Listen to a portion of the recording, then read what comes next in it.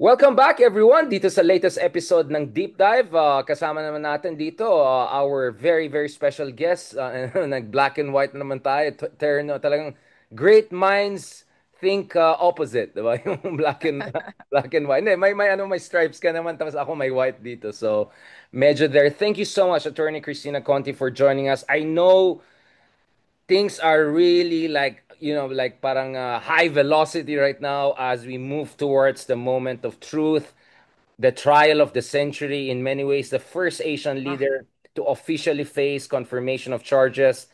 And as we discussed earlier, mukhang it's very possible na eto na, there'll be massive mobilization inside of Duterte. There will be counter mobilization by supporters of the witnesses. The witnesses, some of them will be there. I understand you will be there. I also understand that probably the authorities are also on the edge. But before we go to that quite grim and difficult topic, although fingers crossed, I think mataas pa rin ang chance that things will move in the right direction in terms of justice. Attorney Christian Conti, balikan natin yung ating minamahal na Pilipinas in the meantime. Let's talk about the Senate. What a performance, right? I mean, our super objective Mark Oleta, the moment na sinabi ni Soto na, di ba appointed kayo ni Duterte doon sa mga DPWH na in charge ng nagbibigay ng lisensya sa contractors, biglang Mark Oleta, I think we're out of time. We need some. What do you think of the hearing?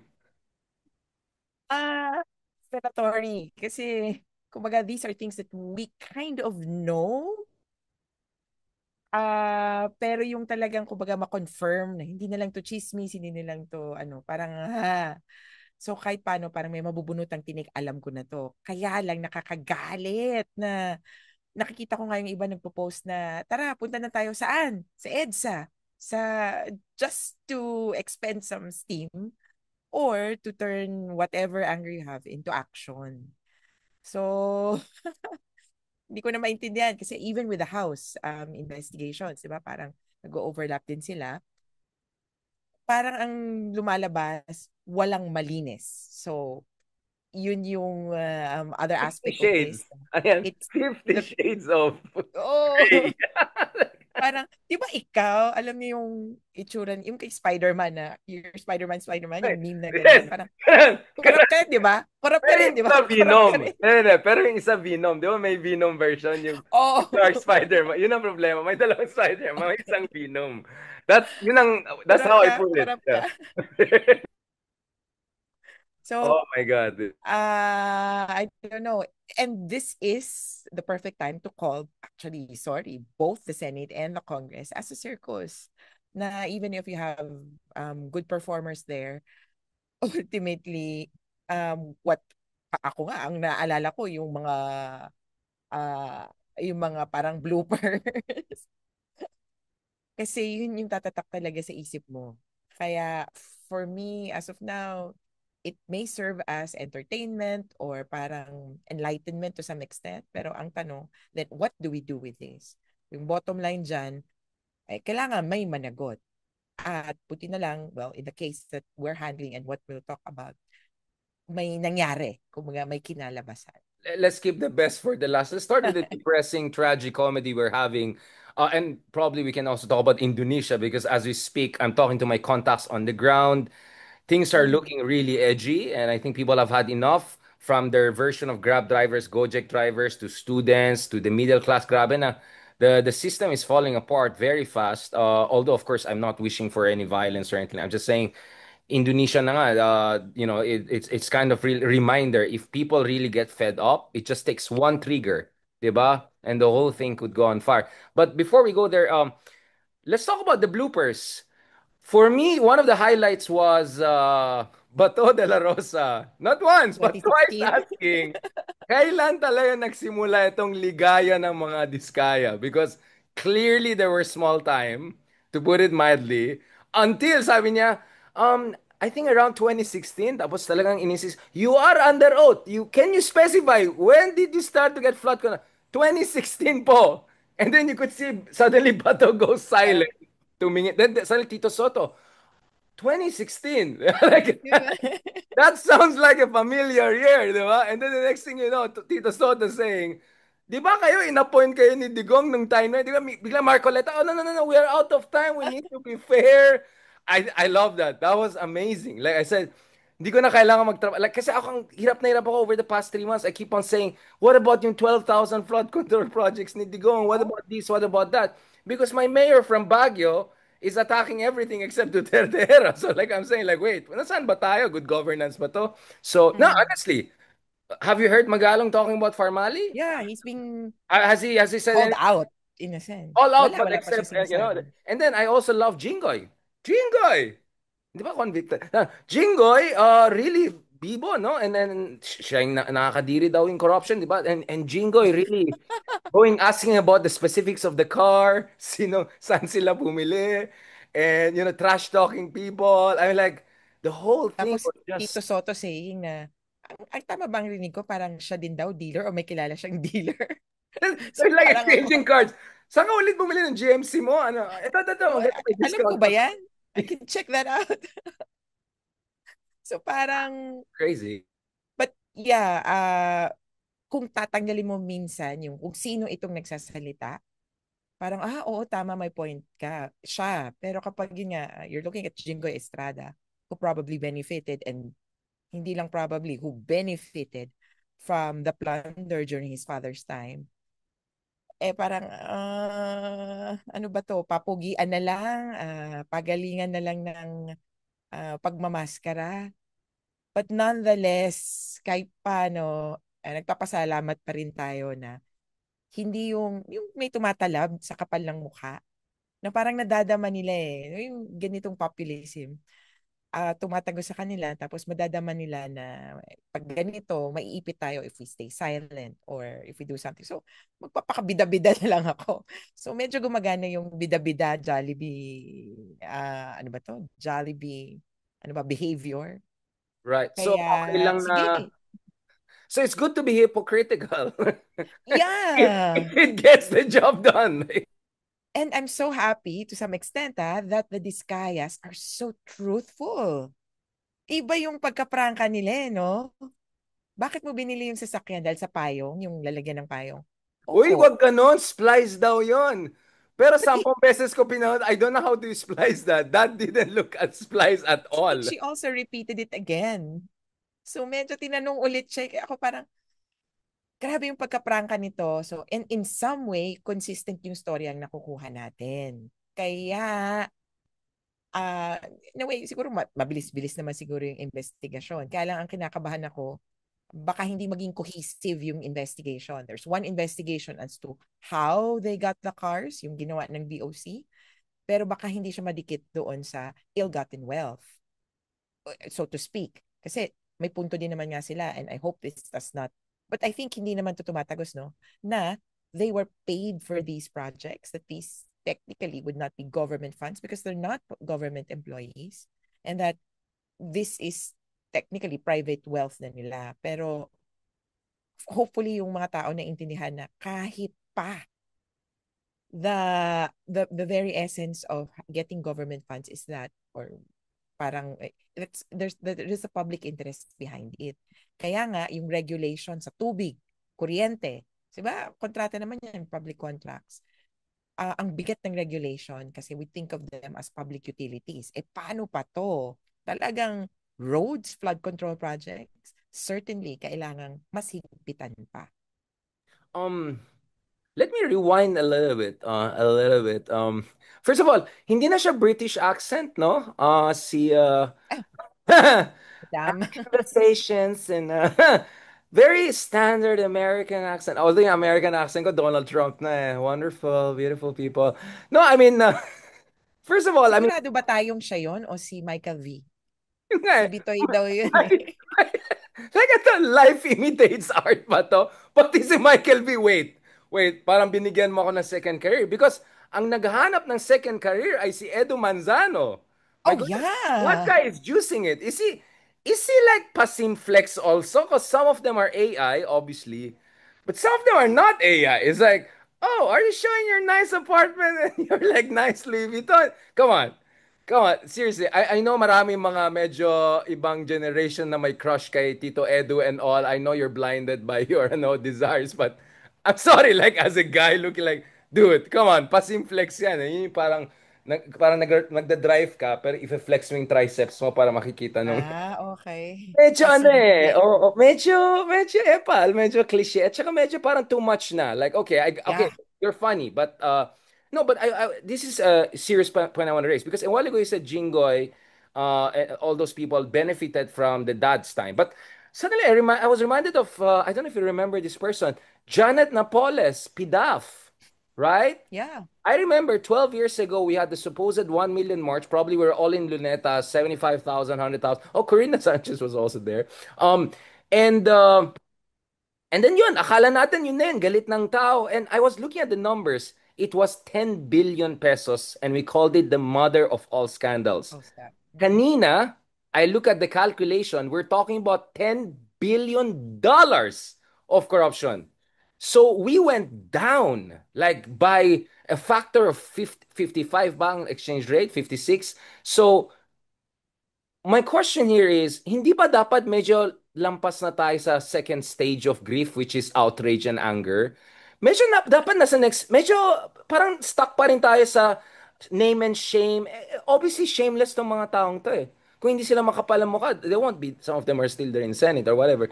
Like, hindi ba, attorney, I think we're past dapat that point of just sarcasm and name and shame. I mean, I do sarcasm. I do that all the time. But parang feeling ko medyo, ano na eh. I'm not saying let's go Indonesia, but medyo, medyo siguro naman past acceptance and into solutions na dapat tayo, no?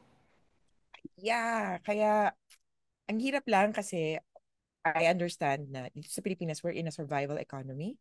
So there's lots of things that you need to think about. Kaya nararamdaman ko yun sa mga tao na, yeah, galit na galit ako. Kaya lang, teka lang, ma'am, kailangan ko pa pong pumasada or kailangan ko pang, well, they still have to do something. So we're stuck in a rut na sobrang dami ng issue, sobrang dami ng problema, pero iisipin mo, naku, gutom pa ako, etc.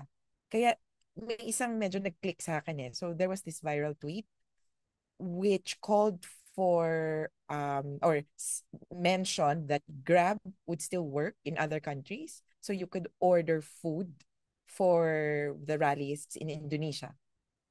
So i-order mo sila. Solidarity. Yeah, solidarity. Oh, So you wow. send them something and then there's a particular address. So parang ang point niya was that, well, this revolution will not feed itself.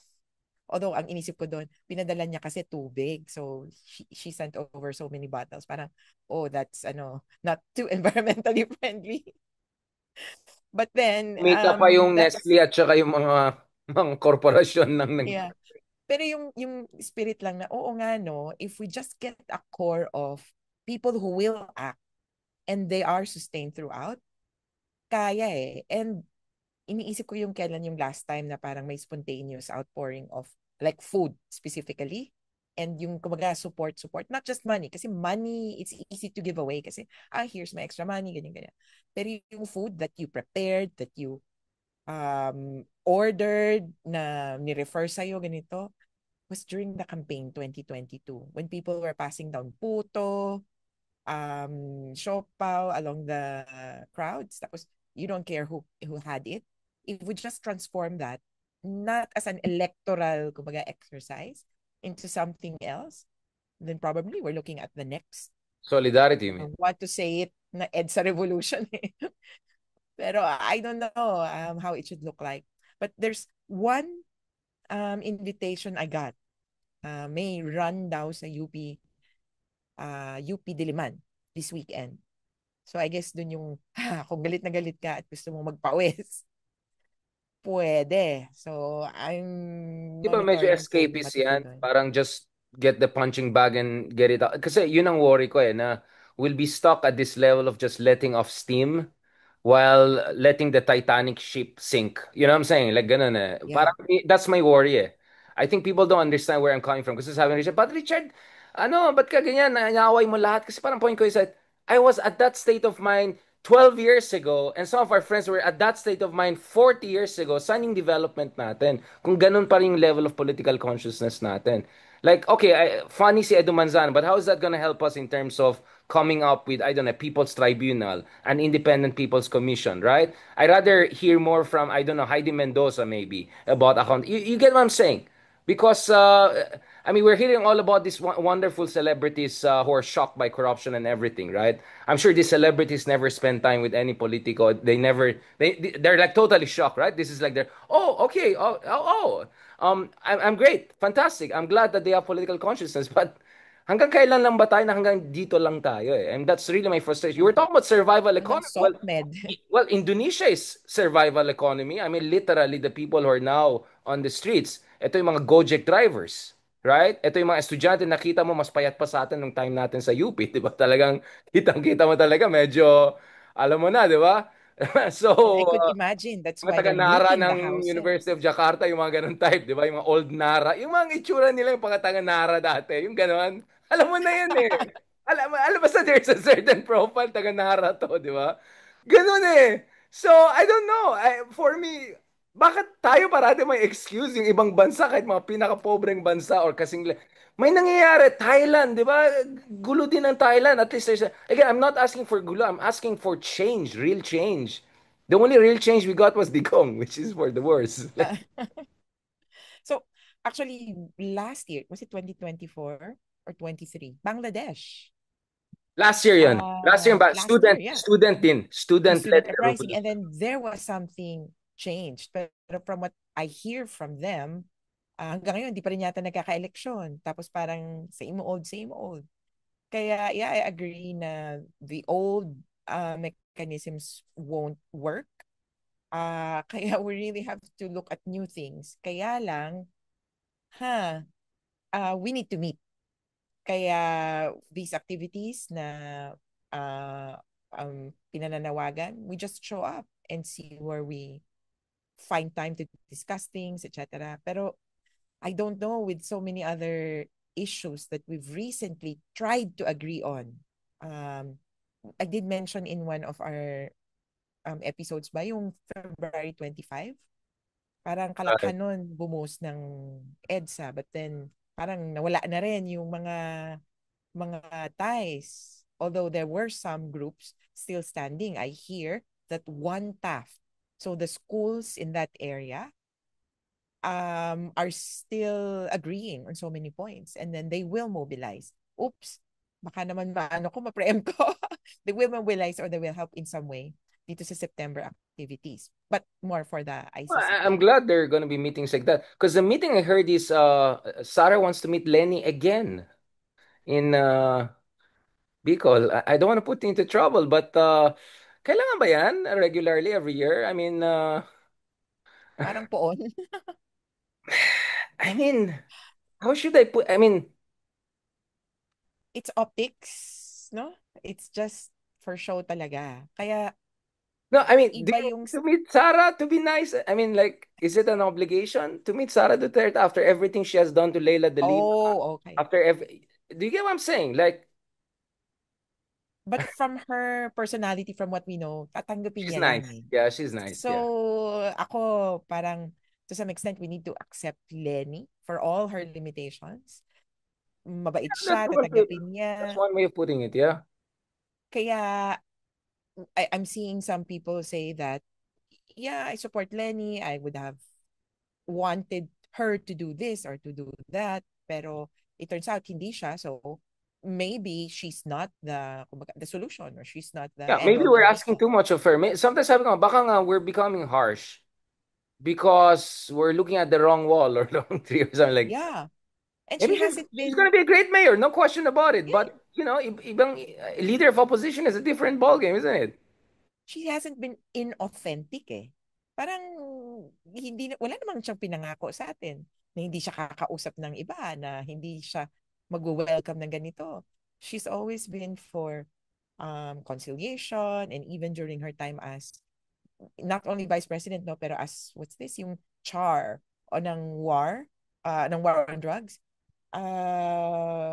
She was there for about a few months or a few weeks na trying to oversee the implementation of the war on drugs, di ba? She made Very ano siya, criticisms, in fairness. I mean, magnanimous. she spoke out. She said, mali yung mga ganitong parang. In fairness naman, I'll give that to Ma'am Lenny. Ako kasi, I don't know. The Lenny I remember is Lenny that ran for Congress against all odds, and the Lenny that ran for VP. Just go and watch. In fact, if you watch the movie yung Kingmaker, 'di ba? Mhm. Which predicted basically return of the Marcoses, except it didn't predict that it will be Marcos and Duterte's together. Actually, that movie was not pessimistic enough. That's the only problem. Like, no, that movie is actually optimistic. Doon, makita mo si Lenny, palaban. I mean, Lenny was a fighter. I mean, you would listen to her, she would say, I'm here, I'll do everything to make sure hindi makabalik ang I miss that, Lenny. I'll be honest. Kaya nga sabi ko, I cannot blame myself believing in Lenny because, that in I mean, of course, I believe in Lenny, but in terms of as the leader, is because that's the Lenny I remember. Diba? That's the Lenny I remember. Now, having said that, I'm sure medyo nagtampo si Senator Trillanes sa akin, but I also made clear na, okay, uh, just because she's not doing what we want her to do, it's not a reason for, us to imply that they're best friends with Sarah. But nevertheless, Yeah, yeah. it would. But I think it would be important for Ma'am Lenny to make it clear if ever there's gonna be another meeting with Sara Duterte after everything again, it doesn't really mean anything, right? I really hope because Sara will make something out of it or her factotum. They'll say, oh, see, nagsama na. Ito na yung anti-Duterte block. Ito na yung Rosa. They'll make propaganda na naman like that, exactly like we saw it last year. And then babash na naman kami for saying anything about it. But you're right, Christina. I mean, maybe sometimes we are being unfair, asking too much of Ma'am Lenny. But what I'm saying is that I remember Lenny of 2015-16, sobrang tapang, sobrang inspiring. That was the Lenny I'm still looking for. I don't think that Lenny is gone. I think it's still there. Well, in recent years, kumbaga, she's been different. And I think it would be best kung ganito kasi parang ginagamit siya eh. Ginagamit ka, 'di ba? Is for her to kumbaga preempt or counterattack and state right before the meeting or even after the meeting na, well, we talked and I told her that walang patawad sa ganito. Kumbaga, ano yung issues na napag-usapan nila? Kasi kung mag-shake hands lang pala sila, eh, bakit nilang sila mag-Zoom meeting? Ay ng photo together. So, I hope they talk about like issues talaga and she draws the line na Lenny says, uh, for example, for the victims, well, I support the victims and please tell your supporters to back off the victims and let the process go on. Something like that. Or, I don't know, But now, ano now pa you're pwede asking too masausapan? much, maybe. Yeah. But do you get what I'm saying? This is the dilemma. This is really always the dilemma. Yeah. Ako, I like what Kiko D did, for instance. He said, di ba, BBM said reconciliation, mga ganyan-ganyan, nung Ninoy Aquino Day. Sabi niya, there will be no reconciliation unless there's justice and accountability for dictatorship. Tapos. Tapos na. No need to explain anything. Yeah. That's it. Game done. Like, ako, I would say, yeah, I'll be civil. I mean, Lenny met also handshake with Marcos. We didn't make much out of it because it's not like she said, oh, we're fine and dandy with everything Marcos did, right? If it's casual, if it's whatever, I'm fine with it. Or, as I said, maybe better to even clarify that this doesn't mean anything just to make sure. But I don't want to belabor this issue too much before we go really to the meat of our discussion, which is yung na-archive sa ICC. I'm sorry, yung president na sa ICC.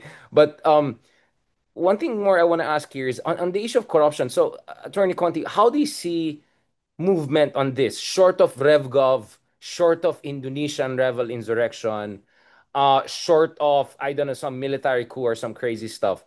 Anong mga elements that have to come together? Because this is a jigsaw puzzle, right? Hindi pwede isang paraan lang. Hindi pwede rally lang. Hindi lang pwede isang independent commission lang, right? Hindi lang pwede umasa tayo sa next ombudsman. It has to be all of the above, right? Yeah. So one, definitely mas masusing investigation. And I have to point out independent or impartial investigation. Vince Dizon is correct that the DPWH parang internal investigation or mechanisms will not work kung ang uod mo galing sa loob. But that's asking for too much, 'di ba? Na yung mga kumbaga, yung mga politiko natin will withdraw from the investigation and ask somebody else to investigate.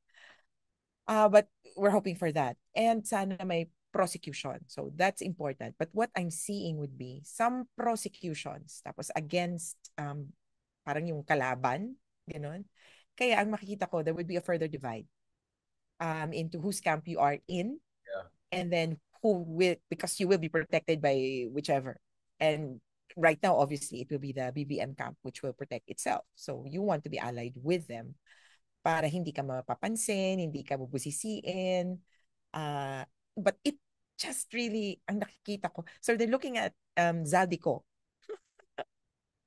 They're the favorite And punching bag next to the to the yeah, I hindi want to ko say Dracaris, sorry. pa, Vizcaya, sorry. hindi ko palang nakikita kung paano siya gagalaw or paano siya protektahan essentially. Let's see how things develop. Pero yun, magdi-divide pa yan further into this camp and the other camp para lang so that kumaga sheltered camp because I don't think anyone is coming to court or coming to the Congress or Senate with clean hands. Lahat yan. Eh, may naglalabas na nga ng mga resibo ng birthday party and all that. But I also see, and this is important for us in this platform, I also see yung social media being the avenue for many more Filipinos to be involved or to know of these issues. Ang tinitimpla ko lang, how many are still using, marami pa rin nagraradyo. Marami pang nakaradyo or quote-unquote Kasi yung radyo traditional nagiging media. Facebook na rin. Yung DZMM show nila, 4 Alas nila Ronald, number one na ngayon. Ah, Kasi nag-aasaran, gagawa rin kami ng ganyan. Ng mga sila, gana? yeah, Oh. yeah, yeah. Medyo 5 naman kami, Fantastic Five. So yun, yung gano'n na parang social media and yung for the people to understand what's happening. Medyo technical ang mga nangyayari. And before it was maybe killings, ganyan. Kaya ito yung sa how did public works really go around? Paano ba yan? Kanina nga, di ba, parang paulit-ulit, paano po ba nakakakuha ng kontrata? Alam mo, ang worry ko lang doon pala, as an aside, baka mamaya may ma-inspire. Ganun pala. What do you mean ma-inspire? Yung Ma-inspire lang. kalakaran? Yung Kailangan kalakaran. kasi Baka you may know, maghanap buhay. oo, kumbaga, ganun pala ha. Tapos with all these people sidelined, kasi paano sila gagalaw ngayon? Kami naman. And they will outsmart the system. Lalo na ganyan talaga yung specialty ng mga Pinoy, maparaan. Pero ako, ang nakikita ko, hindi gobyerno ang magiging ano dito, ang magiging susi, kundi yung taong bayan talaga. What we do, what we will demand, or what we will kumbaga exact as justice. Yung Indonesia talaga, it's very tempting. Medyo. Level 10 na sila kasi tayo level 2 pa lang tayo. Sila level 10 na eh. Okay. Very tempting na parang, ito yung talagang, yaman-yaman kayo. Kinuha ko na yung bag mo, parang ganun. Kaya lang, of course, we don't want to promote that kind of Oh, violence. Kasi it violence. can get out of control. At saka maraming Yeah. oportunista. There are many people Yeah. who are taking advantage of it, gangs and also. Please never romanticize violence. It Yeah. rarely goes well. And someone has pointed out na parang, this is what you did in the Philippines or parang, kumbaga yung nangyari daw sa Malacanang noon, ito yung ginagawa ng Indonesia. Somebody said, well, I was there. We did not do that. Maybe there was some, kumbaga, destruction of property kasi papasok ang pintuan eh. But the shoes were intact, personal properties were intact. And you can see now, Malacanang is standing and their museum has all these relics still in place. So, Maybe that was hindi what, yata maybe yun yung ugali mali ng na, baka Pilipino. yun yung mali natin. No, kasi Yun di yung ba, mali? Okay. di ba sa Sri Lanka, ganun din, na-loot eh. Yung Taliban, Yeah, yeah, ganun, yeah. they all loot eh. Talagang nag-all May, out loot sila. yung may nakaiga Romania, sa kama. Ukraine. Oo, exactly. Nakahiga sa kama, nagsa-selfie. Ukraine, grabe din, di ba? Yung umalis yung pro-Russian president na 2014 after Maidan. Again, speaking of which, nakita yung friend ko ngayon na nasa Al Jazeera covering in Indonesia kasi sila yung mga kausap ko on the ground. This thing is, of course, people forget Indonesia is the fourth largest democracy in the world. I mean, this is not a small country. But of course, there's always risk also if things go very violent. May excuse din yung mga masamang tao to create martial law. And I think people forget there's someone called Prabowo Subianto, who's a former commander accused of human rights violations, abducting students during the anti-East Timor, rallies. Not to mention, ito ay son-in-law ng dati nilang dictator Suharto. So I am really hoping things don't go crazy. Pero so far, in fairness, nagba-back down yung government, no? Kinancel yung perks na Yeah, extra sa mga politiko, nag-apologize sila, baka matanggal nga yung police chief na investigate. So, I don't know, sometimes you also wonder, maybe this is the only way to get the attention of Trapos, right? You show them some force. yeah. Kumbaga, hindi natin madadaan lang to ng eleksyon kasi obviously, we still keep voting wrong. Yun lagi yung pang-pressure eh. No? Sige, hindi na natin iboboto yung mga corrupt. Maybe it's worked in some places. For example, Pasig. But hindi, talagang by force. And nakikita naman natin yan eh. Even this very investigation, lumabas siya kasi nagalit yung tao. At may nakita nga ako ng sinasabi niya, perfect timing, pati yung Mother Nature, nakiki-fact check na, oh, may flood control issue kayo. O sige, uulan ngayong weekend. O tingnan nyo talaga Bago na, nyo kalimutan, bigyan ko na naman kayo ng reminder. oo, oo, baka mamaya, paano kayo, investigation, tapos wala namang kalalabasan. Eto. So, sana, sana lang talaga matuto. Hindi ko lang alam eh kung paano talaga titimo doon sa mga tao eh kung paano. Pero anyway, I hope things find the right places and people get into the right meetings.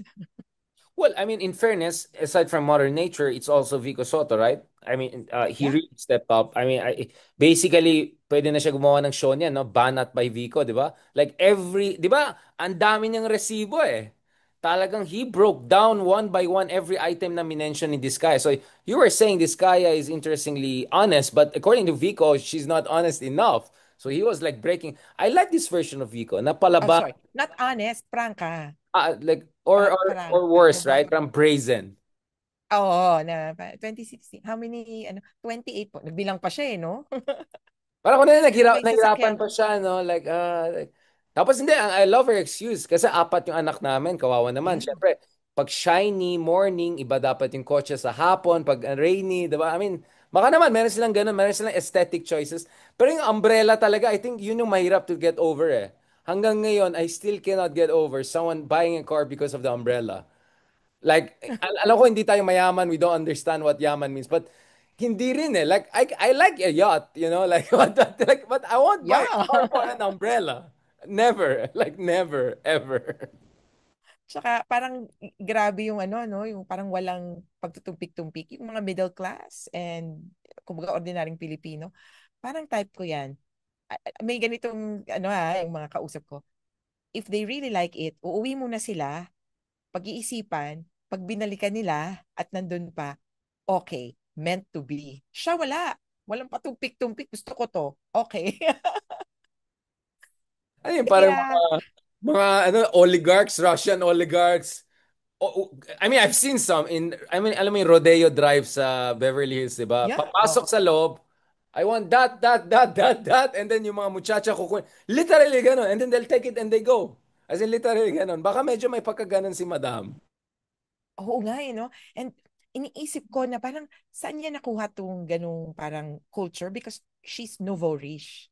Hindi But naman siya she's, yeah, talaga, but she's English. oh, alright. And that's it's in English. Baka she got it from her, I don't know, yung mga boss niya sa It, England, mga posh.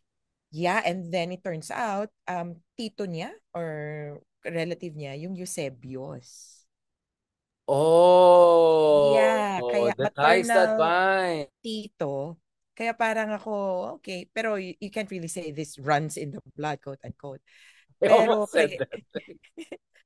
kaya ang hirap lang dito, no? Parang pag naging mayaman ka talaga at hindi tama yung values mo, kahit na naging mayaman ka at nasa tama, no? Pag hindi tama yung values mo, parang mapupunta talaga sa wala at lagi kang questionin. Lumalabas nga ngayon yung, paano ba to naging mayaman? Kaya nagugustuhan ko din to na even yung influencer culture, naka-question eh. Dati, busit na busit ako dito eh, na ano pa kailam ko? And it comes into my feed. Gusto ko na nga awayin yung mga kaibigan ko. Sino ba nag-like nito? Pumapasok sa TikTok at saka sa Instagram.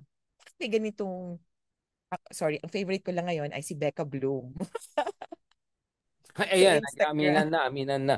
Yeah. Oh. Kasi Ako even more nakakatuwa lang pretentious. siya. Oh. So, but Ako, anyway, yung mga influencer na Filipino, okay, na Filipino, na parang, sino ba to? Saan ba to nanggaling? So, ngayon, kini-question na, bakit ba tumayaman? Kaya yung, I think kahit paano, tumatalino din yung, even yung mga influencers, sana lang mag-sip pa even further at hindi maging aspirational para sa, sabihin na natin, dun sa mga hihirap, yung ganitong klasing yun buhay. nga, like my point is, where do you draw the line between legitimate aspirational predisposition to be very sociological about it. And medyo, medyo masyado ng OOTD at saka decadent na ito. Parang, this is Kadiri. Basically, Kadiri na to. I mean, you cannot buy class, but apparently you can buy crass. Nakita mo ba yung forma nila? Like, oh my, like pogo chic. I mean, it's just like screaming Louis Vuitton, Louis Vuitton. Yung mga district engineer ang pinaka-favorite ko sa forma. A screaming big watch, a screaming like LL and like V. Like, alam mo yung parang ibang klase. Parang, kakalabas mo lang ba sa Green Hills Shopee? Yung mga ganun. Like, it looks fake on them kasi hindi bagay sa kanila. No offense. It looks so crass, it looks fake. Parang yung parang maiisip mo na, ako, I don't really like, kumbaga, yung branded clothes na may ang laki-laki ng logo. Yun yung gusto nila eh. Mapakita yung logo eh. But put all together, mukha silang tanga. Tapos yung point pa na 1 milyon para magmukha kang ganyan. Ganyan to yung, kumbaga, punta tayo ng kung saan mang tindahan ng Divisoria, bibigyan kita That's the ng mas best you can get, right? Yeah. medyo social na, kumbaga, money can't buy class essentially. Pero also, money can't buy your fashion sense. It can buy you crass nga. No, I mean, speaking of Oo, yun lang aspirational, talaga. I'll tell you what I really respect. I don't know kung nakita mo may nag-trending na Twitter na parang nag-graduate ito from marginalized community. And she was able to put together this like who are you wearing level of fashion? And then inexplain niya, saan niya binili on Shopee and Zalora and totally 1,000 pesos. With 1,000 pesos, she was able to recreate like Taylor Swift level of fashion. Yun ang nakakabilib sa akin na basically you don't have to tapon pera or Oh. nakaw pera to look great. And she looked great. Yun ang sa akin na aspirational love ko. Like, you can look super chic and very affordable. Like, hindi kailangan maging milyonaryo or something to look good. Doon ako na-impress. For me, yun yung mga vloggers na gusto ko. Believe ako sa mga ganun. Like, kaya nga, actually, yung mga old rich, medyo ganun din, di ba? Like, t-shirt lang, ganun, ganun. Okay na sila. Except yung t-shirt nila, obviously, is couture. But my point Mm. is, there's a wrong Loro aspiration. Piana. Yeah, exactly. Medyo, yeah. Kasi ako very pretentious ako. Mga fina-follow ko yung mga old rich, European, Lombardy, yung mga ganun. Outside Lyon and Provence and ganun. Anyway, speaking of Europe, let's go to our man of the moment. Rodrigo Duterte, our currently archived ex-president. So, um, I don't know if you saw the update. Again, hindi naman, ano yun. But yung petition sa amin, hindi si Topash, but that group na yan, we found so many errors. Mali yung GR numbers, mali yung jurisprudence, etc. Pinashow cause namin sila sa Supreme Court. Anyway, so basically our joke was, parang medyo perfect record to mga kaibigan natin. And then the other day, talo na naman sila Topacio doon sa Duterte Youth, di ba? And then I look at our good friends on the other side of the equation who's paid very well. Unless I don't know how much is paid these people, this low lives, but parang zero din ang record ni Kaufman, no? Like aside from his PR and spins, like parang legal victory medyo zero pa rin siya, no? Purong talo eh. Interim release talo, disqualification of Karim Khan talo, disqualification judges talo. I mean, what's going on?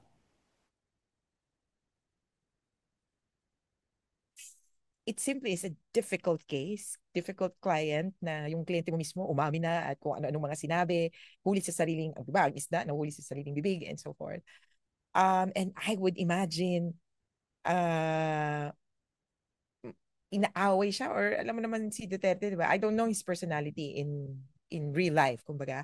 But sabi kasi nila, may iba siyang personality in different arenas. Kumbaga, in the public view, lagi siyang ganito, pero okay naman siya nakausap in private, etc.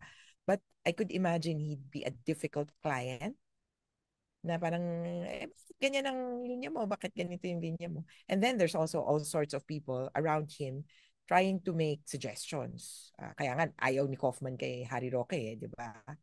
So, by himself, si Kaufman is a character also. Si Kaufman, I think, is just trying to work for the money and to show that he's doing something. But he has to. At this point, it is not on record yet whether Duterte has applied for legal aid.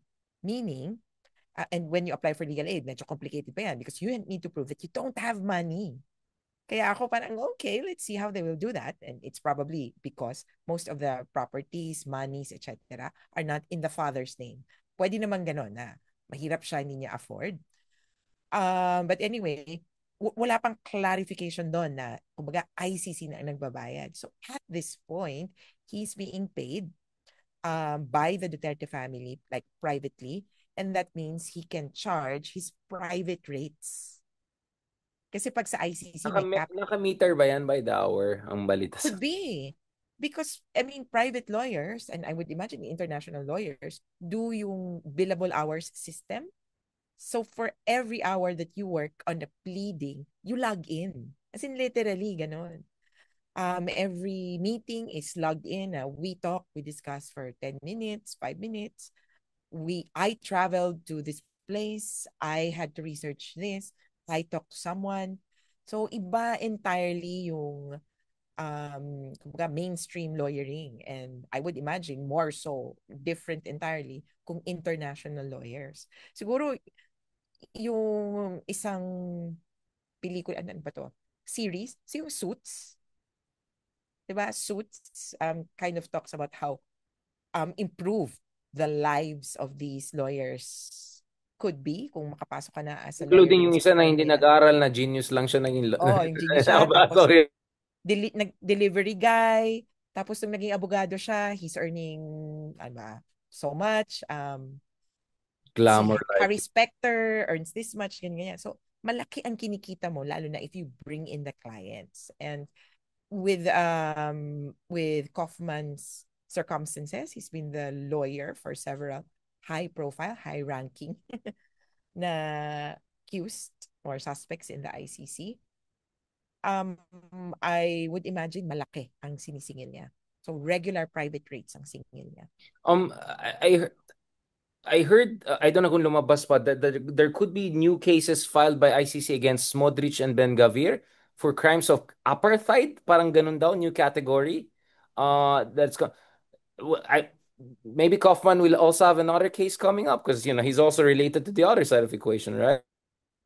Well, could be. But apartheid, pwede siyang pumasok sa iba pang crimes. So, it's just the four core crimes. So It could pwede siya also be, magsabay-sabay na, no? Different cases he can handle differently. that's going to be up to him kung kaya niya yon. And I don't know how committed he will be to Duterte considering they're not personal friends. So I don't know how Sara Duterte engaged him. Kung ano ka mga hatak. Pero kung mas malaki yung hatak ng Israeli government, sabihin na natin, sorry na lang. But I don't know who will handle Duterte's case. Kasi remember Dove Harry Jacobs? Roque, I mean, sabi, ito, update that since the last time we talked, Harry Roque's fortunes may have improved. I saw video of Polong saying, very sweet to Harry. Sabi ni Dad, talagang Do very, your job. very sublime, serene. Well, I never thought there's that version of Polong. Like, very, uy, sabi ni Dad, just do what you do. Ganun, ganun. Yeah. Tapos si Harry, like, oh, like melting heart. And like, Yeah. so maybe, you never know. Maybe once Kaufman gives up, juices this out, maxes out, Harry's there to make, no. To take over. Yeah. Could also be. But to note yung Dove Jacobs, whom we have thought will be like associate counsel, apparently was only engaged on the issue of jurisdiction. So, ano siya academic doctor, so may PhD. So, I think he was engaged only for that issue and he hasn't been showing up in recent, actually, he's never shown himself. So, akala natin may team, quote unquote, but so far it's just Kaufman. But in any case, kung matanggal siya at nandiyan si Harry Roque, it's really up to Duterte. Kung okay pa ba sila. Well, Sabi lang ni not Pulong like yun. Duterte will have much choice. Like, Wow. yun nga eh. Again, maybe I don't know if it's appropriate or not. I mean, have you heard anything about his state of health, mental health? Because all his kids are going to him. They seem very happy. Justice League vibes sila. They look like champions. They look like victim. Para sila martyr. Kasi like Yeah. Mandela family ang vibes nila ngayon. I mean, I'm genuinely sorry to the Mandela family people. I don't mean it as an insult. This is really sarcastic because I have South African friends. Baka mamaya, what are Uh, you talking about? Diba? No, but seriously, yun ang positioning nila, di ba? Parang kami, parang Gandhian, resistance, yung ganun eh. Yung drama nila, parang wow, kayo pang victim ngayon. the last update was from Sarah. Just a few hours ago, ang sabi lang niya, well, so nalaman na nila, you cannot really talk about what you discussed inside the detention facility or what happened in the detention facility Yeah, but Kitty is outside. always the screenshotting, sending stuff, Yun na right? nga eh. She's spilling Pero, the beans all the time. pero yun yung bagit ni Sarah. So, her last statement was, buhay pa naman po siya. So, we rely on that and then backtrack to sa Why mga pa siya? recent na That's not sinabi. very reassuring. Kaya nga, sabi ko nga, naku, baka they're setting the stage for something else. But I think parang ano lang, um, kumbaga, yun lang yung language ni Sarah na, buhay pa naman po siya. Kasi, pigil na pigil siya to discuss things na, naku, pinagalitan na po kami, Oo. ganyan-ganyan. Ako, buhay pa naman siya. Parang, don't worry, in a parang offhand manner. Pero, papaisip ako, naku, Or kung, baka yung parang yung nagkita kayo ng nakakairita mong classmate, buhay ka pa. Yung parang gano'n. Alam mo buhay yung gano'n. pa. Buhay ka pa. Baka gano'n kasi nag-away siguro sila. Pwede. So, but yun nga, yun yung narinig ko lang na reset. Pero, again, everything about his health, Duterte's health, everything that could be made public depends on him. Kaya siyang makakapagsabi kong, yeah, ilabas niyo ang aking medical advisory. Yeah, do this, do that. Or give out my medical, I'm sure nagkaroon na siya ng medical tests. I'll give out the results of my medical tests to the general public. Pero well, wala. So it might be part also of their defense. So hinihintay lang din namin yon. Kaya ang ano lang namin, wag lang magulat. Kumbaga, things can change in an old person's body over a So few you're worried. months. So you're worried. You are worried. In a sense, well, I'm not worried about kumbaga, his condition kasi I'm pretty sure he's okay.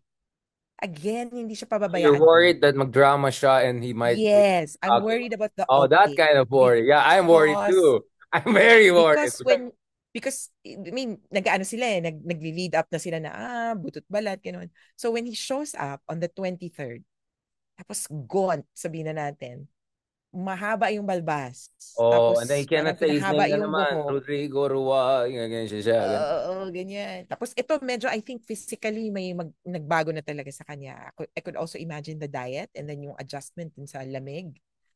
But then I will always go back to the statement of Madam Elizabeth Zimmerman. Okay naman siya, payat, pero glowing. Ay, glowing. Bakit kaya? I wonder why. Parang medyo patama yata sa kabilang kampiyan. Basta pag kami, glowing siya. Malay ko Mm, sa inyo. pwede rin, ang Oh. dami. By the way, ano Yun ba lang, we latest need dun to be sa ready.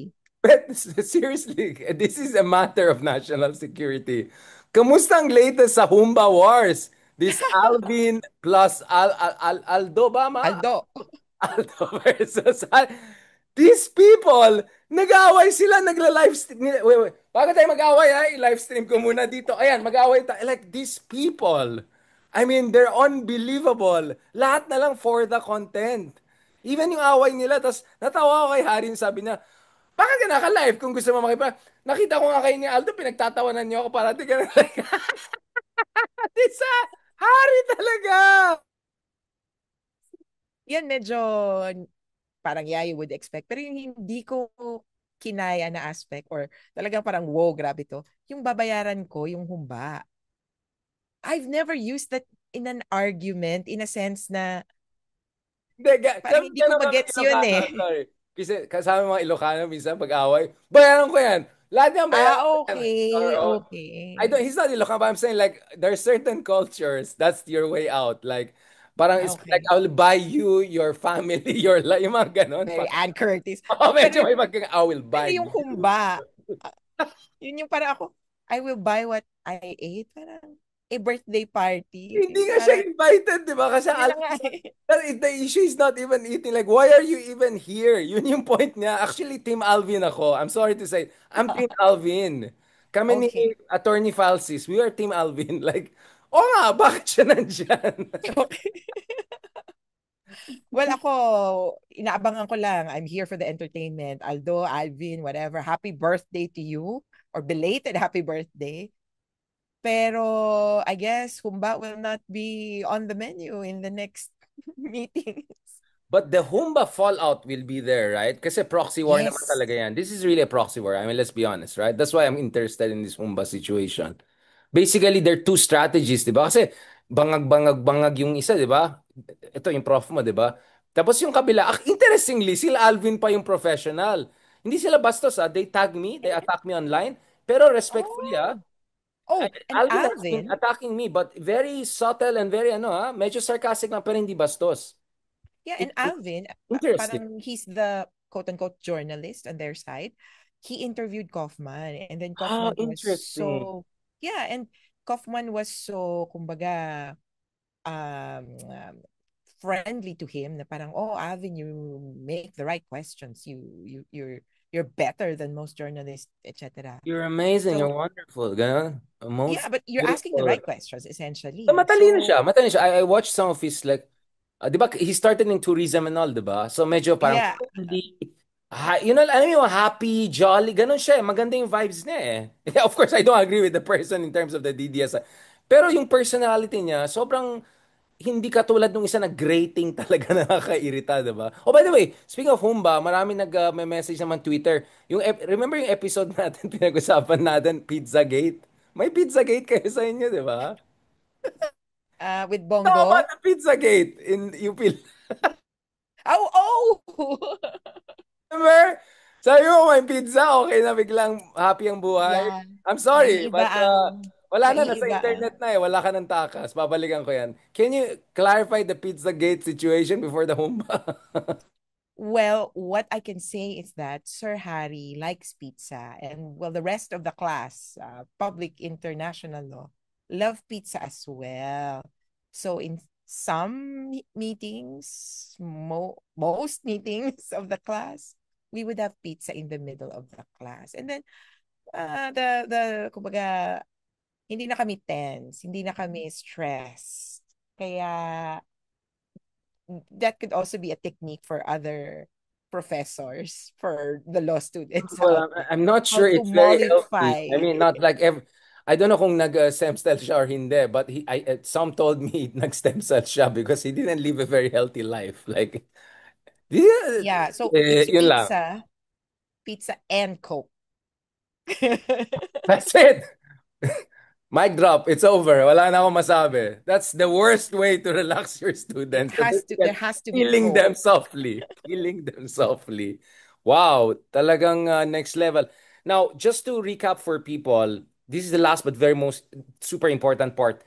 The witnesses situation. So, on a serious note, eto na naman tayo, itong pinaka mga walang hiyang tao. Pinagtawanan nila yung mga witnesses nag-volunteer to go there. Sabi na parang ito parang game show daw yun na ng parang naging prize na sino makahig. Alam mo yun, like, it was so bad. But for Yeah, the they did the Jet bastos Blue. talaga sila. Yung, Exactly, yeah, exactly. Jet Blue Holiday. If you, ano, as a victim of the war. Kasi ito yung kay Vice Ganda. 'Di ba? Yun yung ano nila kay Vice Ganda. They spinned At it the other turn day. around. Yes, di Okay. ba kayong basta parang jet ski holiday sa mga DDS ICC. And then ginawa nila yan sa witnesses na parang hey holiday ganyan ganyan. Yeah. But this is serious because that's the really strategy. They demonize, denigrate, demoralize. I met some of the parents of the witnesses and they were saying, "Sir, natatakot kasi binabastos kami." Lalong bumabalik yung sakit na parang nade-dehumanize kami. Like dehumanization is like double killing. Literally, pinatay na nga yung anak mo, tapos pinagtatawanan pa yung anak mo. Pinagtatawanan ka pa yung pain mo, di ba? Like, it's like killing you again, eh. So, for the sake of people who are not familiar, what was the mechanics of this witnesses? not auditioning, but like applying to be part of the prosecution's basically evidentiary Uh-huh. corpus. So just to clarify, so there's victim witnesses and participating victims. So kung victim witness ka, actually, you're not going to be required to show up in The Hague at this point. Sorry, Unlike, which one? So which one you don't so, need? Okay, so so two types. victim witnesses and So you then have to be there if you're a participating witness. victims. Yes, if you're a witness. Okay. But for this hearing, I don't think it's necessary yet. Kasi, I mean, the victim, kung victim ka, di ba, ng killing on the ground, what Right. will you say? I will say, the killing happened this way, etc. If they ask you, was Duterte there? Tapos. So you need to pull out kahit paano parang yung joker mo, hindi pa yung king queen, hindi pa yung alas mo talaga. So you pull out a joker or kind of a strong card na good enough na ma-connect si Duterte mismo dun sa entire situation and to the killing. Kumbaga, yung nag-utos siya at napatay. Remember that the victim witnesses or yung surviving families nung namatay, most of the stories that they have revolve around, natagpuan lang naming patay o kaya pinalabas kami ng bahay. They haven't really seen the actual shooting. Or even if we say we have Right. an eyewitness na talagang nakakita ng shooting, hindi niya masasabi na nandun si Duterte. So if I were the prosecution, again, we're on the side of the victims, which is a separate group. If I were the prosecution, I will not present those witnesses yet because the value of the evidence, kumbaga, that they will be at trial. Doon yun ma-appreciate. Yun yung ace You card need mo, to kumbaga. connect the Yeah. dots. Oo. You need to connect the dots during trial. Dito, kailangan medyo malakas. Si Duterte, ito ang ginawa. Si Duterte, ito yung involvement niya dun sa killings. So, unlikely, kumbaga na dapat padala. And then, same guidelines for participating victims. Participating victims are just supposed to give their views and concerns. Ito, because not all the victims will be called to witness or even to provide evidence, kahit nga documentary at the trial. Kasi at the ICC, if the crime is crimes against humanity, they don't need to prove each and every one of the crimes. It's the other way around. Hindi mo popruwebahan yung nangyari because you can prove that with admission. The police, PNP, says 7,000 ang namatay sa deaths in police operations. Tapos na yon. What you need to prove is the order. Kung paano siya na-involve. Kaya hindi ganoon kakailangan yung mga victims at this point sa trial, some portions. So now the participating victims, medyo less pa yung parang value ng sasabihin nila.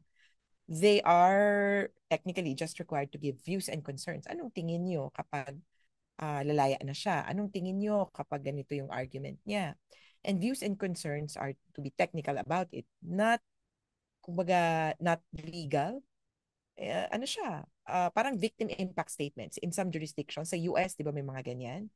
It does not go into the decision per se, but it goes into, sorry, not the decision, but it does not go into the verdict kung guilty ka ba or not guilty because that depends on facts, evidence. Yung penalty. It goes into the penalty kung are you remorseful? So you have mitigating or justifying circumstances. Paano kagaan o kabigat titingnan ng ICC yung kaso mo. So gaano katagal kang makukulong, parang ganon. So the participating victims are not required to go to the Hague. And the Yun yung ICC event ng says, participating victims.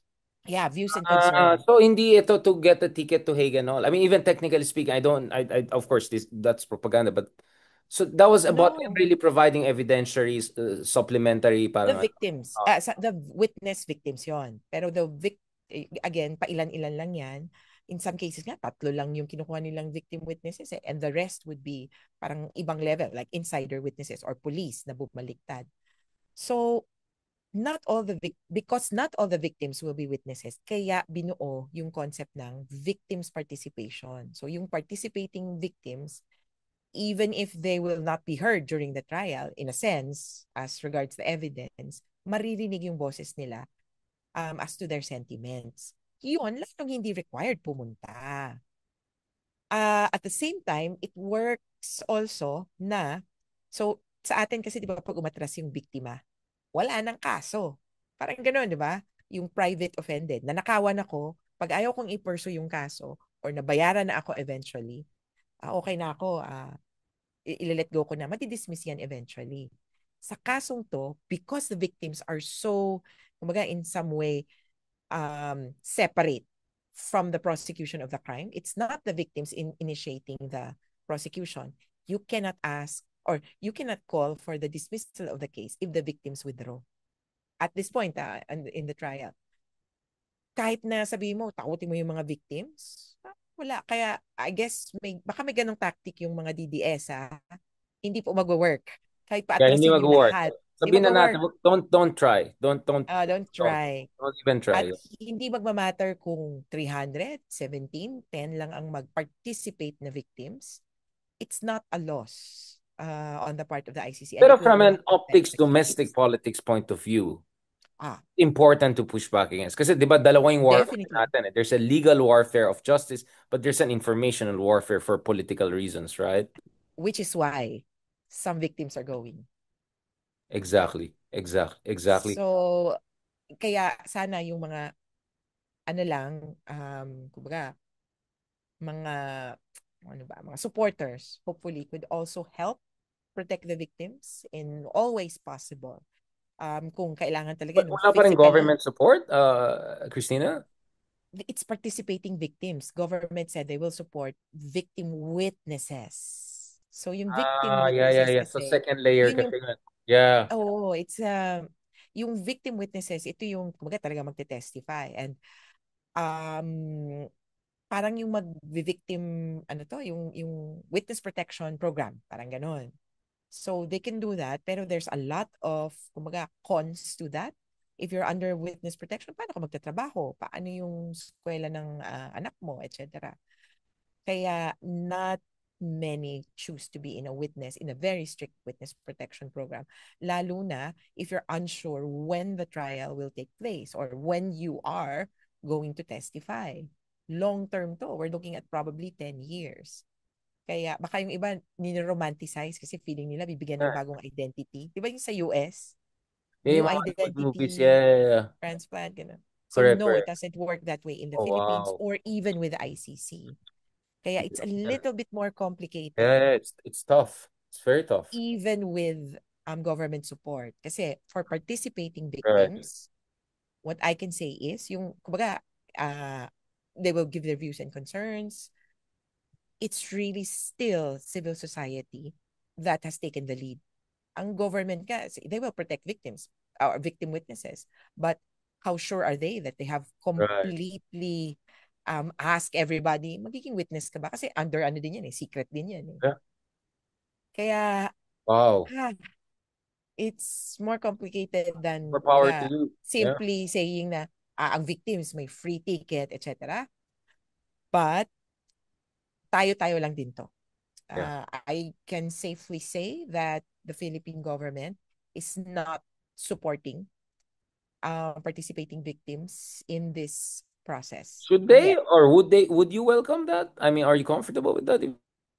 Well, it would depend on the clients, but personally, me as a lawyer, no. You don't Kasi trust them. parang, Baka kung saan I mapunta. don't, yes. Yeah, And I mean, this then, is the same. Well, yeah, I mean, it's like I'm not sure na purge yung mga, you know. precisely, sila pa rin ang nakaupo. And sabi nga namin, you need to understand sa government, lalo na napag-usapan natin yung Quadcom na tapos sabi, okay, we will protect you. And then they said, okay, we'll send out police officers. Kakatukin yung mga bahay. Nakauwi na po ba kayo? Or susunduin sila? Sabi ko, no!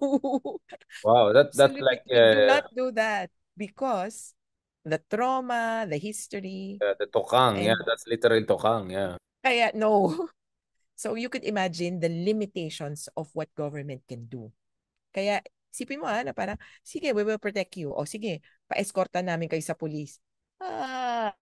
This is precisely what we're trying to Thanks, but avoid. no thanks. Yeah, I'll pass. I'll pass. I'll pass. Um, really, last parts. Karim Khan, insists that he'll stay. Mukhang hindi nag-work yung efforts.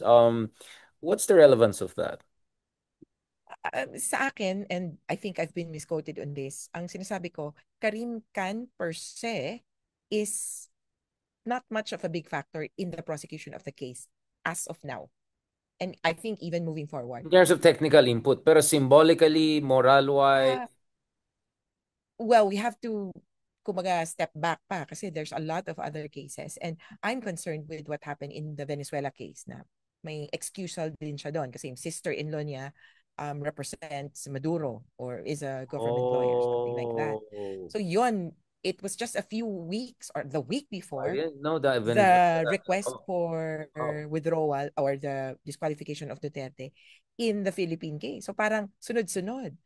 I know that he's under attack. I know that, I mean, even in sa Ukraine situation and the Israel situation, medyo talagang titirahin siya. Lalo kung the Smodrich and Ben Gavir one also comes in. Yeah. Yeah, kaya kumbaga medyo pag-isipan pa namin yun. Pero as of now, and again, we're going to the ICC, not looking at it as the savior, as the end all be all. Sobrang limiting din ng ICC and we understand na sa totoo lang parang gamitan din. Parang we're just using this platform because it's available, because it's viable, not because it's the best, that because this is the heaven that we're looking for. No, it's so limiting, it's so frustrating on so many aspects. Even ito nga, witness protection and victims participation. So sabihin nyo, pwede kami mag-participate tapos wala naman pala kaming aasahan sa inyo. Parang ganun lang.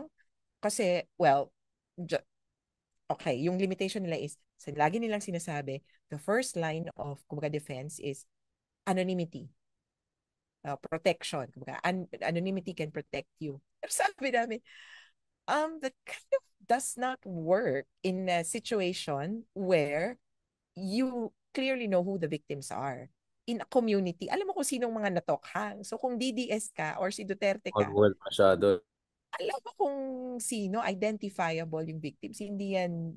Tapos, nasa balita pa. If you look for Tokhang killing, whatever date, they are named there. And so, the families of these people clearly have been put under the spotlight already. So, anyway, Right. as to Karim Khan per se, pag-isipan namin, pero for the case, if we were to Right. be, kumbaga, utilitarian, manjayayan niya Better, yeah. serves well as I the think I lead got your prosecutor. message. Yes, you don't have to spell it out. So I don't want to defend Karim That Khan was exactly. or I saw what you did there. Like very subtle, very subtle. Uh, ito na talaga closing. But I think worth mentioning. Father Flaviano Lopez Villanueva winning the Magsaysay Award.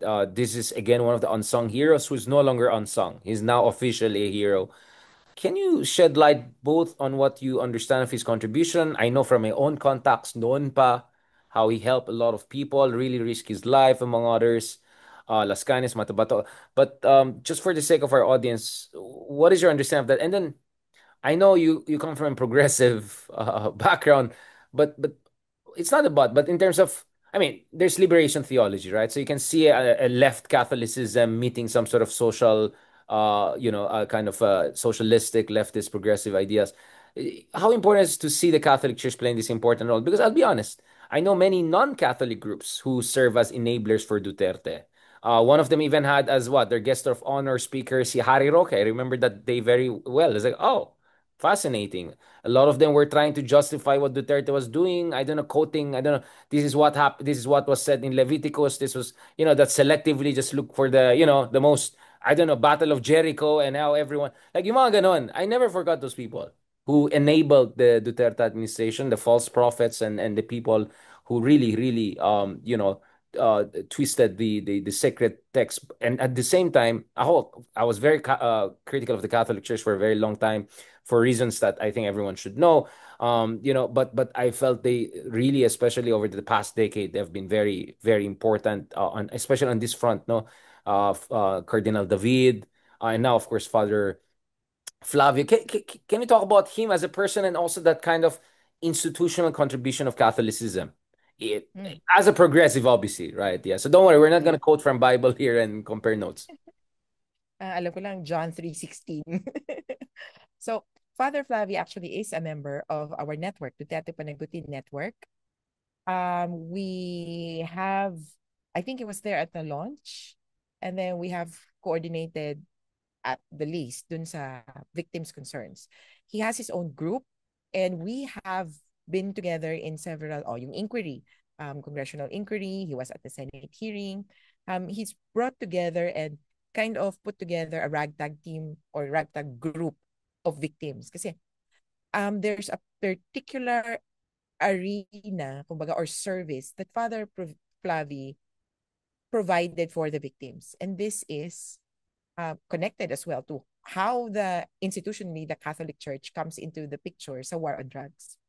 It's by providing the final resting place for the victims. So yung pagpapa-exhume and, well, on the side, may autopsy, pagpapa-exhume and what you could call that, the inurement, cremation and then inurement or even burial ng mga bodies with dignity, with grace, etc. So, institutionally, the Catholic Church comes into the picture dun to sa war on drugs killings pag ililibing na yung patay. So, sabi nga nila, first people that these victims would, or parang first category of people na, or strangers that they would meet would be the journalists. Kasi yung pamilya, nandun sa gilid, umiyak-iyak. Yung police, nandun sa crime scene, nasa crime scene. Yung media could go in and out of the crime scene sometimes. Or may picture sila. They have covered these kumbaga, incidents. Yun yung isa sa mga unang lalapitan ng kapamilya na, kumbaga, stranger. Kasi, sir, tulungan niyo po ako, ano pong gagawin ko? Pwede pong mahingi yung picture or so forth.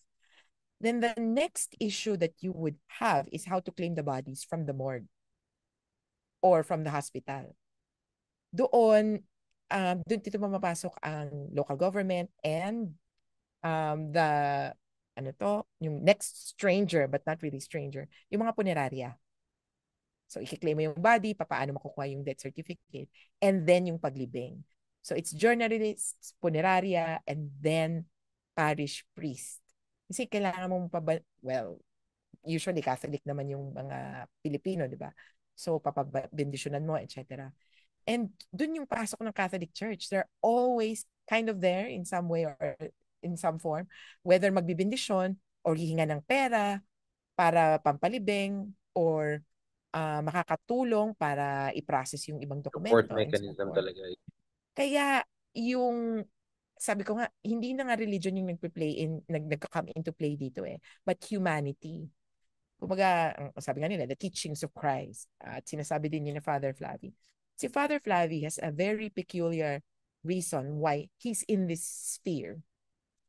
It's because his experience, I think, he said this, his experience drug use himself or So, the empathetic talaga yung position. fallout of it. O talagang empathy and he knows how it is to be in this particular situation. Yung gipit na gipit ka, kanino ka kakapit.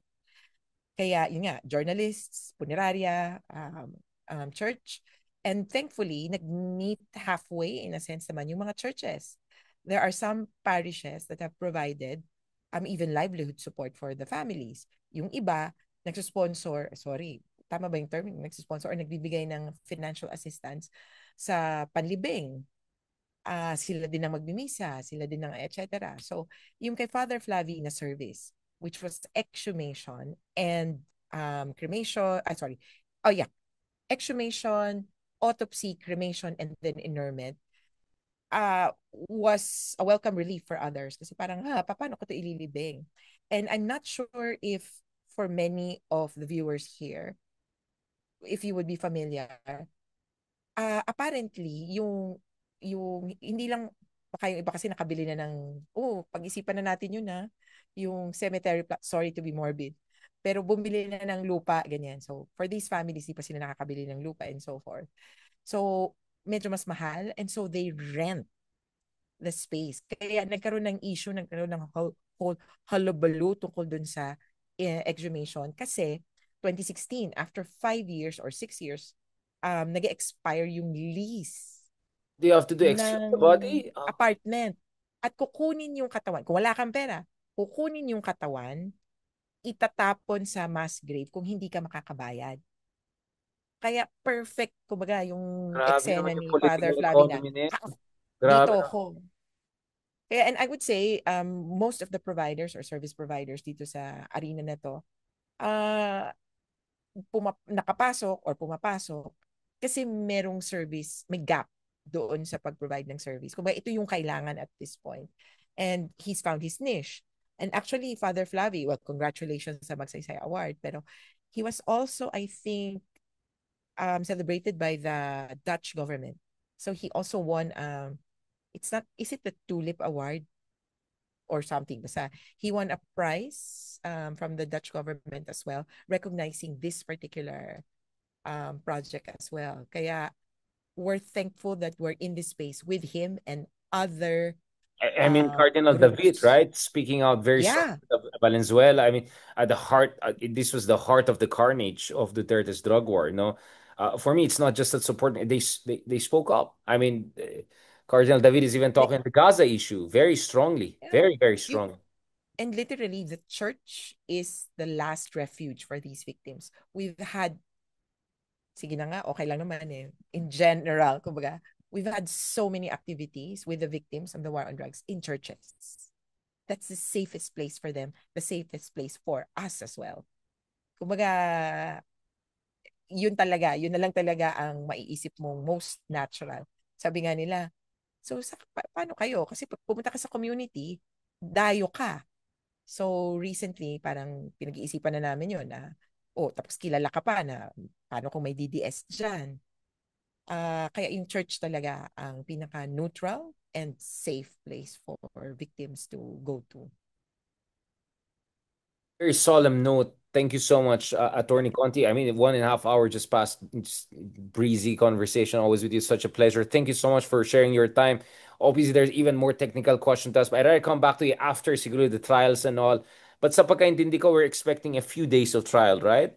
And Yes. a very so it's not going to be just some sort of confirmation lang of charges. It's not just going to be like a tick the box and go back. Kasi yung last time, yung parang ganun, parang what's your name, Rodrigo Rua Duterte, and then that's it. No, this time you will see a semblance of a trial, right? Defense, prosecution, witnesses, Victims. victims. So that's it. So basically, Mahaba. the trial will start. That's the understanding here. Fingers crossed. Yes, so may hindi lang, wala kasing ganito sa atin eh, pero ito yung ginagawa, kumbaga yung information. Pag-arguhan pa kung ano ba yung charges against him. So kung ano yung, kumbaga, sakdal. Yeah, Kaya parang, confirmation. oh, di Yeah, ba yeah. ginagawa lang yun ng prosecutor? Dito, Iba. pwede yung i-contest ng kabila bago pa Right. ma-finalize. Kaya baka Yeah, medyo pre-trial bago. pa rin ang tawag natin, parang pre-trial, O ganun. pre-trial stage Yeah, yung yeah. ano niya. Kaya parang medyo bago, pero I guess when we watch it, parang magigets na rin natin yung hang of it. People will argue on the merits of essentially the case. It's not technically the start of trial, but it will signal the start of trial. Kasi for them, trial means yung trial proper. Parang presentation of evidence, kung tuloy-tuloy na to. I mean, So, not to it's a give away, hearing. so not to give it too much, like what do you expect from the Duterte camp? Just doing the same thing, like jurisdictional questions. They'll just keep on, yun lang. There's just gonna be a broken clock, basically. Yeah, and we're picking up a few, kumbaga, hints Right. with actually yung Karim Khan disqualification. Medyo na-curious ako because Yeah. in one interview, Kaufman says if the prosecutor is so biased, his bias would have tainted the entire investigation. Right. And that would be an interesting premise, di ba, na we cannot proceed with this trial because the investigation has been tainted. So let's see if he's going to argue that. Pero yung technicalities, they said that there will be about 30 minutes for they will argue for about 3 to 4 hours. Oh, Sabi wow. nung kay Duterte, they will not present witnesses. They will only refer to Oh, documents. right. So talagang mga sinsinan na they go line by line and all of that. Wow, that's gonna Mm. be quite something. Wow. So a lot to look So, forward to. yeah. And wag lang pong palagay ko, wag lang pong maiinip. At saka, and one last point, there's no decision Oh going to yeah, be of made course. at the end of the 4 No one days. is. I think Kumbaga, everyone. I think a lot of people rather wanting this to go for quite a long time. Yeah, I Talagang mean, no lalabas ang decision on the katotohanan. charges. Yeah, definitely. So, But so what will be the next step after this? Assuming everything goes according to what's expected. They're gonna uh, set so another trial day or like whatever is what's gonna happen. yeah, so technically, so the prosecution will present the charges, ask the court to confirm. The court has 60 days after the trial or the hearing to confirm. Pwede pa siyang magpasabit ng mga documents, etc. Ganyan. O sige, magsabit ka nito. Tapos 60 days sa katatakbo. Eh yung 60 days na yun, at the earliest, November na, papatak. Ah, December, Pasko na yan. So trial, if they decide to confirm the charges, meaning ah, we found evidence that correct. parang merits a trial, Kaya mo it lang. will start by next year. Year na, And oo. uh, may ano lang, parang may tinatawag kasi silang status hearings, Hmm. which is like housekeeping na parang, oh, kumpleto na ba tayo? There could be some sort of trial like that before the actual hearing or several things like that, several status hearings in between. Kaya baka may ganun lang na hearing na maganap na, oh, kumpleto na ba yung ano mo, submission mo, o ikaw, may problema ka pa ba? Hmm. Baka lang may ganung klaseng hearing because But that's will you have an what. idea if there are going to be like multiple trial dates to come, or every next step you'll get to know about the next step? Ganun ba yun? Oh, the trial dates will have to be determined in advance. Okay, so magkakaalaman na in terms of what's the Magkakaalaman naman ng. if I Mm. can put it, the calendar basically, yeah. Yeah, tapos sabi nga nila pwede kayong mamili kung baga, kasi doon pupunta doon ka magsistay. Actually, sabi nga nila, hindi naman lahat kailangan nandun, pero at least one from each team. So, sabi nila, some would like to go like every week or twice a week even para mabilis and then break for 1 month and then next month ulit. So, medyo may leeway. Tingnan natin. Hindi naman katulad dito sa Pilipinas. I assure you, hindi ito magiging every 3 months. So, bali sa isang taon, apat lang ang hearing. No, no, no, no. They will not do that. O kaya, yung hearing next year na. Nako, no, On no that yan sa akin. well, on that very chronologically confusing note, but nevertheless, at least we're now confused at a higher level, right? It's like, oh, okay, so these are the other things we have to look at. Thank you so much, Attorney Conti, for that very comprehensive discussion. Actually, I really also appreciate the part about the role of the Catholic Church because I feel, especially among us, diba, yung mga progressives and all, we have a certain dynamic, let's just say, with traditional institutions. In fairness, naman on this institution, and the Catholic Church and a lot of priests, I'm really grateful to them. And in fact, as I said nga, yung last time before tayo nag-meet, I was actually in Vatican first and met some of the folks and friends who know a thing or two about, the help that was provided behind the scenes, kay Matabato, Las Cañas. So a lot of unsung heroes, but it is one of those unsung heroes is no longer unsung, but even more of an hero. On that note, mabuhay ka, Attorney Conti, and looking forward to seeing you soon. Keep safe, keep strong, and keep your skincare going. Next time ulit, magka-catch up tayo dyan. Thank you so much, Attorney. Talk to you soon. Thank you, ingat. Salamat.